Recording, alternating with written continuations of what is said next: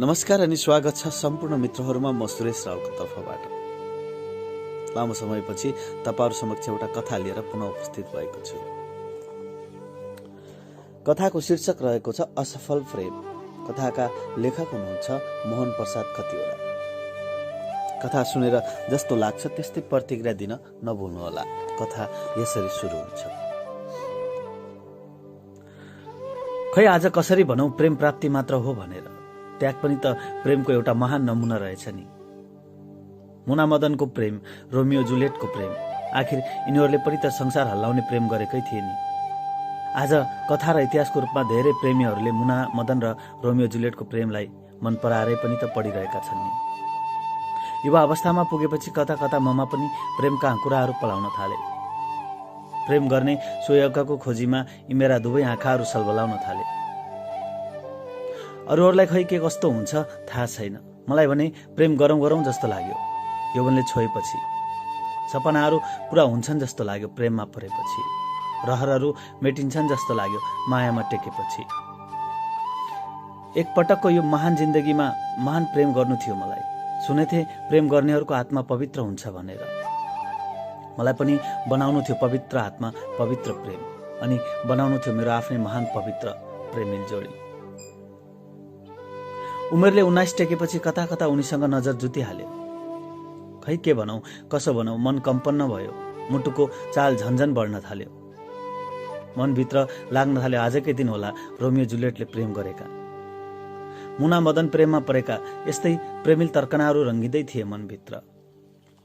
उनी छेउमा आएर बोलिन्, यता सुन्नु न, एउटा कुरा भनौं। कति बज्यो अहिले? मेरा दुवै नजरहरू उनको नाडीमा परिहाले। घडी उनको नाडीमा पनि त सजिएको थियो। मनले भन्यो ब्याट्री सकिएको पनि हुन सक्छ। मैले मुस्कुराउँदै प्रत्युत्तरमा बिहानीको 6 बजेको संकेत बताइदिए। उनी र मेरो पहिलो भेट अनि पहिलो संवाद यही नै थियो। यतिकैमा बादलुमा छिनमै सूर्य लुके जस्तै त्यो भिडमा उनी विलीन भए। मनमा कता कता पहिरो आए जस्तै भयो। तर लाग्थ्यो फेरि कुनै दिन उनी आउने छिन्। भूकम्प पछिको पुनर्निर्माण जस्तै मसलन्द लिएर उनी आउने छिन्। सम्झे सुरुवाती भेटका ती संवादहरू अपुरै थिए। यता सुन्नु न, एउटा कुरा भनौं भन्दै कुरा बिच्चैमा टुङ्गाउँदै कुरा अन्तै मोडिन्। सायद यौवनमा यस्तै हुँदो हो, जो कोहीलाई पनि मनमनै यस्तै सोच्न थाले। बेलुका अफिसको काम सकिनासाथ सरासर घर आए। एक गिलास चिसो पानी पिए। तर मौसम भने ठण्डीको अझै बाँकी थियो। बाहिरी मौसम ठण्डीकै भए पनि उनको त्यो सामिप्यताले भित्रभित्र गर्मी महसुस हुन थाल्यो। अतीतको सम्झना आयो मेरो साथी शेखर पनि प्रेममा चुरुम्म डुबेको थियो त्यस बेला। सधैँ भन्ने गर्थ्यो, साथी प्रेममा परेपछि त बाहिरी सब थोक बेकार लाग्दो रहेछ। न भोग, न तिर्खा, न शोक, न सुर्ता। अनि कहिलेकाहीँ प्रेममा पागल भएर मिठो दर्शन पनि दिन्थ्यो मलाई। अनि भन्थ्यो यो संसारमा प्रेम गर्नेहरूको मात्र बसोबास भए साँच्चै संसार स्वर्ग बन्थ्यो होला है। ऊ यसरी भावुक पनि भन्थ्यो कहिलेकाहीँ। त्यस दिन मलाई शेखरले भनेका कुराहरू पटक पटक याद आइरहे। न त भोक लाग्यो न त शोक नै। सोच्दै थिएँ, मोबाइलमा टिङ्ग घन्टी आयो। खल्तीबाट मोबाइल झिकिएर हेरेँ। कोही अपरिचित नम्बरबाट मिसकल आएको थियो। मोबाइल टेबलमा राखिदिए। फेरि उनकै याद आइरह्यो। कार्यालयको दिनभरको व्यस्तताले बेडमा पल्टन साथ एकछिनमै भुसुक्क निदाएछु। म त त्यस रात थाहा भएन मलाई रातभर मिसकलको बर्सात बहन्छ भनेर। बिहान सबेरै बिउझेँ। मोबाइलमा एक चक्कर नहेरी सिरक पन्छाउनै मन नलाग्ने। सायद सबैलाई यस्तै हुँदो आजकल। देखे उही अपरिचित नम्बरबाट रातभर मिसकल बर्सिएछ। थाहा छैन मैले अन्जानमै रिसिभ गरिदिएको भए उनको प्रेमलाप हुन्थ्यो या हुन्थेन। तर कता कता गल्ती गरे कि जस्तो लागिरह्यो मनमा। सोचे जान पनि त रिसिभ नगरेको होइन नि। यसरी चित्त बुझाएँ आफैलाई। तर म त भुसुक्क निदाएछु त्यस रात। मनमा नै सरी भनिदिएँ। बिहानीको चिसो सिरेटोमा आमाले पकाएको गुलियो चिया पिए। म नै गुलियो हुने गरी सोचे जे परे पनि अब उनीसँग गुलियो कुरा गर्छु।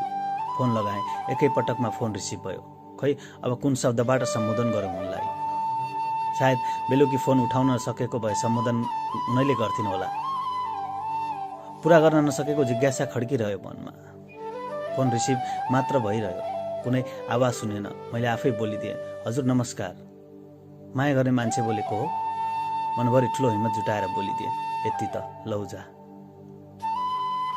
सायद मेरा शब्दहरूले उनका कानसम्म पुगेर पहिलो स्पर्श गर्दा उनलाई कस्तो काउकुती लाग्यो होला, त्यो त म कल्पना गर्नै सक्दिनँ। तर प्रेमको पहिलो गति सायद जो कोहीलाई पनि असहज हुन्छ भन्ने पक्कै कल्पना चाहिँ गर्न सक्थे।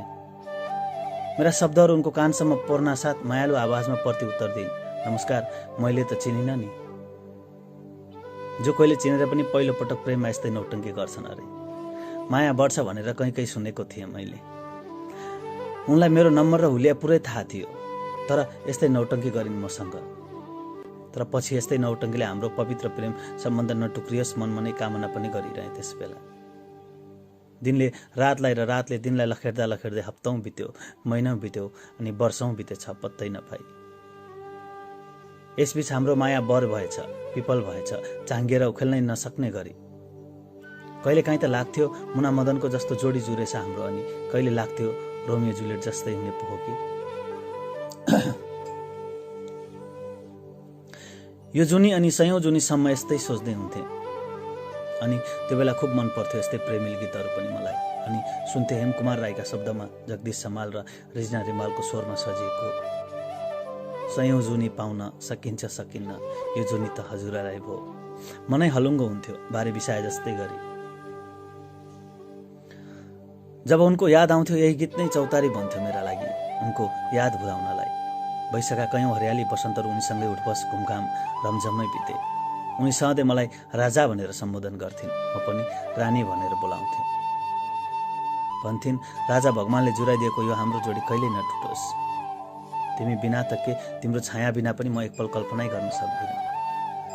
चाहिँदैन बरु सिसाको महल, मलाई तिम्रै न्यानो काखमा रम्न पाए पुग्छ, तिम्रै मुहार हेरेर जिउन पाए पुग्छ, तिम्रै जुठोले छाक टार्न पाए पुग्छ, अनि तिम्रै हातको एक चिम्टी सिन्दुरले यो सिउँदो भर्न पाए पुग्छ।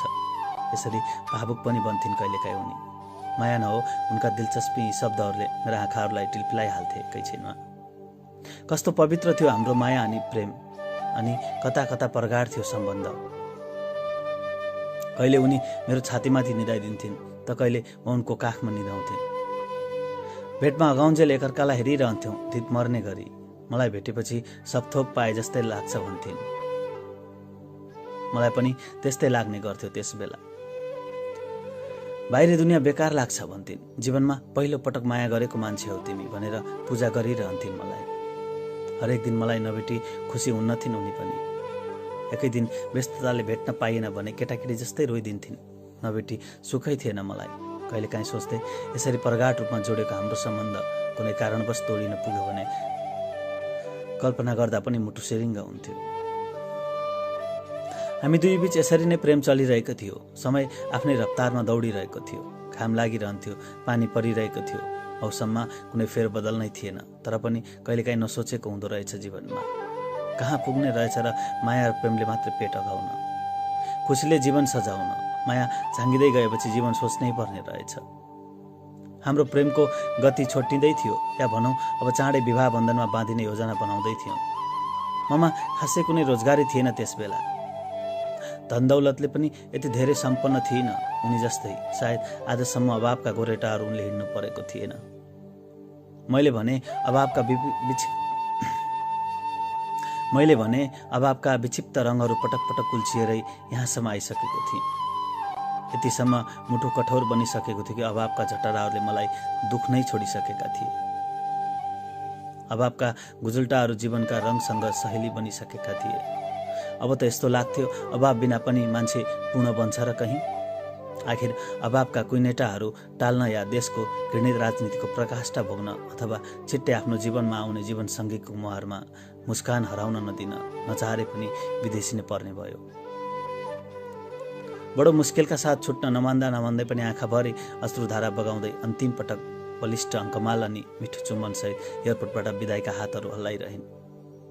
नचाहरै पनि हवाईजहाजबाट एकाएक बादलभित्र लुटपुटियो अनि पछारिएछु खाडीको मरुभूमिमा पुगेर। निन्द्रा खुल्यो, शैतानी मरुभूमिमा पुगेछ, बाहिर निस्किए। कता कता डर लागिरह्यो। यो पराई भूमिले धेरै हाम्रा सन्तानहरूलाई रातारात ठुला बाकासमा फिर्ता पठाइसकेको छ।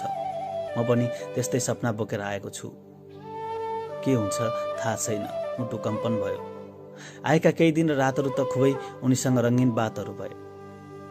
काम सुरु भएपछि हाम्रो कुराकानीमा केही कमी हुन थाल्यो, तर पनि पूर्ण विश्वास थियो एकअर्कामा फर्केर सँगै हुनेछौँ भन्ने अनि सँगै जिउनेछौँ भन्ने। बुढापाकाहरू गाउँघरतिर आयो गयो, माया मोह आएन गएन, कोहो कोहो यही उखान भनिरहन्थे।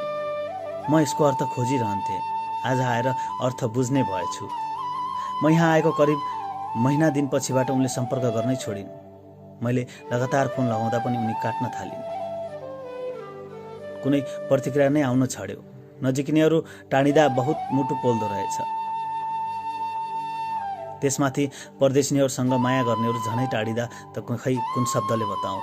1 वर्षमा उनलाई आफ्नो बनाउने सपना बोकेर शैतानी मरुभूमिमा पसेको आज म 7 वर्षदेखि यहाँ मरुभूमिमा गाडिएको छु। उता उनी भने परदेशीकै महिनादेखि एक सैनिक अफिसरसँग प्रेममा परेछन्। बडो खानदानका सन्की स्वभावका उनको यो दोस्रो विवाह रहेछ। जागिर सरुवा पछि विवाह गर्दै हिँड्ने उनको बहुविवाहको मुद्दामा जागिर खुस्किएछ भने जेल जीवन भोग्दै आएका रहेछन्। बानेश्वरमा घर भएका उनको सम्पन्नतामा भविष्य उज्जवल देखेकी उनी पनि आज आफ्नो सिउँदोलाई धिक्कार्दैछिन् अरे। आज उही दिनको झलझल याद आउँछ। उनी आफै भन्थिन्, माया धनलाई होइन मनलाई गर्नुपर्छ, अनि मात्रै जुनी जुनी हाँसेर बाँच्न पाइन्छ। तर उनले यो सब गरिनन् र आज आफै भोगिरहेकी छिन्। आज म खाडीमा गाडी पनि उनको खुसीको कामना गरिरहन्छु। उनले चाहे दरिद्र भनुन् या जेसुकै भनुन्, मेरो गरिबीलाई खिल्ली उडाउँदै सम्पन्नता रोज्न पुगेकी उनले किन सम्पत्तिमा खुसी पाउन सकिनन्? मनभित्र आफैलाई प्रश्न गर्छु। जीवनमा कसैलाई पहिलो पटक पवित्र प्रेम गरेको थिएँ मैले, किन अधुरै रह्यो?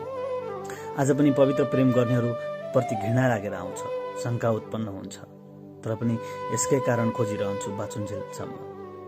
आखिर पवित्र प्रेम अधुरै रहने हो त सधैँ? धन्यवाद।